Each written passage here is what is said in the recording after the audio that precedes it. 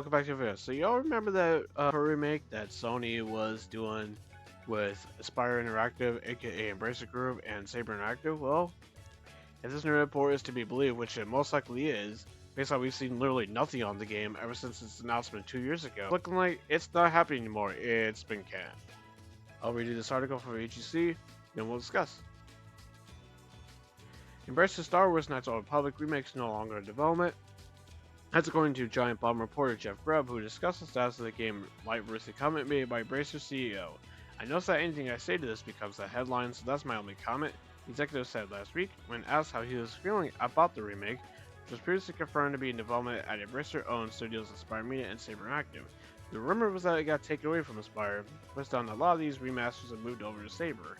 There have been rumors that it's moved elsewhere since then. I just want to clear it up. This game is not being worked on. Full stop. This game is not being worked on in any way at any studio. Built as a collaboration between Aspire and Lucasfilms and Sony, the game was announced as exclusive during the PlayStation Showcase in September 2021. But the remake is reportedly to be set by problems over the last couple of years. Bloomberg claimed last summer that Aspire stopped working on the game and the official title's up in the air. I remember we actually made a video on that, by the way. Embracer had earlier confirmed that Saber was also working on the game, and some of Bloomberg sources have said that they believed it was possible Saber had taken over development of the game entirely. In September, Sony claimed that expired music rights were behind its recent moves to unpublished social media posts about the game and delist the official trailer. No, Sony, come on. Come on, we all knew something more was up than that. Come on. It was way more complex than that. Like, what were you hiding? Come on.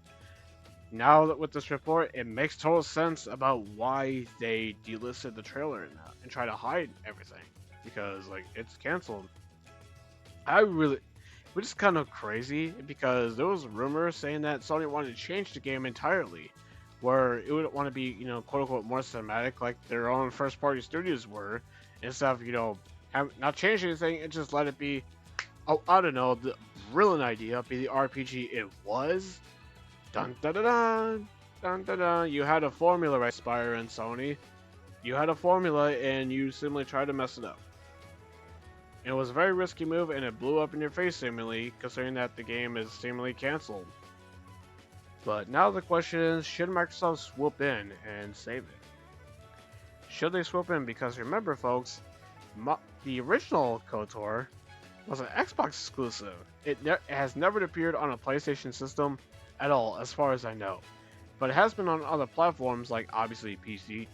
Obviously the remaster that came out for the Switch over the past year.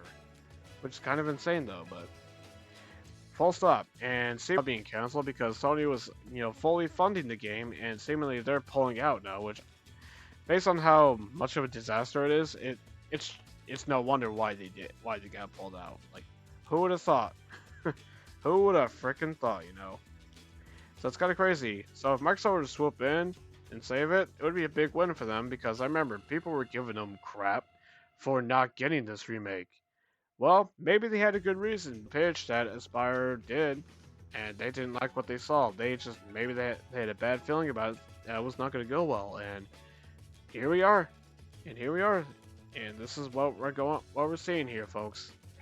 Kind of crazy things. So if Microsoft were to come in, I would give it to Obsidian, because they made the sequel, which is KOTOR 2, and BioWare made the original, KOTOR.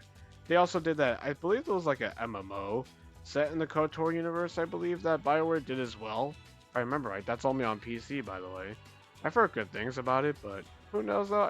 It never caught my attention all that much, even though I'm like a total Star Wars fan. Like, for example, I like the Jedi games, obviously. But yeah, kind of crazy this whole situation is, and like the article noted at the end of it, yeah, the whole delisting the trailer and all that, yeah, no, like, and the whole nonsense about music licensing, come on, it's not like you have a working relationship with Disney, Sony, come on, y'all have a working relationship with them on their Marvel IP, and similarly this Star Wars remake, which is now canceled. And I guess the silver lining about this being canceled is that it doesn't mess with such a classic like KOTOR. That's the silver lining in all this. And because if they truly were going to change the game, it could have ruined it. It really could. I would have loved to be like a fly on the wall in that meeting room to see how bad of a disaster it was, because the rumor was saying that there was a demo that was being shown and that it was not good, and that made him go back to the drawing board. And I guess it sounds like it's no longer being worked on because Sony finally gave up on it and pulled out, since they were the ones funding the game, from what it looks like. Besides that, there's also a bigger conversation we need to have. What is Embracer doing? Like, they've been taking L after L for so long now. What what was their strategy in the first place? Because there's also rumors saying Time Splitters Revival is being canceled too, man. That would really upset me because I was looking forward to that, man. Time Splitters, man. That series needs to come back in some way. It was such a classic IP from the 6th generation of consoles, man. It was so much. It was really freaking amazing. So I hope that it's not true, but it would break my heart if it is. But time will tell with that one. And it's not confirmed, but there's rumors saying that it is because of layoffs at Embracer. The- Embracers, man, y'all really fucking up so freaking hard. What was the last big game you released? Saints Row reboot that came out last year, and that caused Volition to be shut down. Ooh, man, and you thought you had the ability to do a competent remake of KOTOR? Really? I'm sure you had Sony helping you out by funding the project, but considering that Sony wanted to change it, it was a recipe for disaster in my humble opinion. I remember that. So yeah, I guess we'll see what happens with this, but ultimately, should Microsoft or someone save it? If they have a good pitch for it, go ahead and go for it, and give Star Wars fans what they want, which is a really good remake of such a classic game. But if not, then it's better off being canceled because so the legacy of this iconic game is not ruined by a crappy remake. That's all I can really say at this point. But we'll see what happens. But maybe they turn around somehow. But so far, it's very unlikely. But that's all I gotta say on this one. What do you guys think of this news? Let me down in the comment section below. And if you like this video, hit the like button and consider hitting that sub button so you don't miss any more videos. And I'll see you on the next one. Till then, have a good one.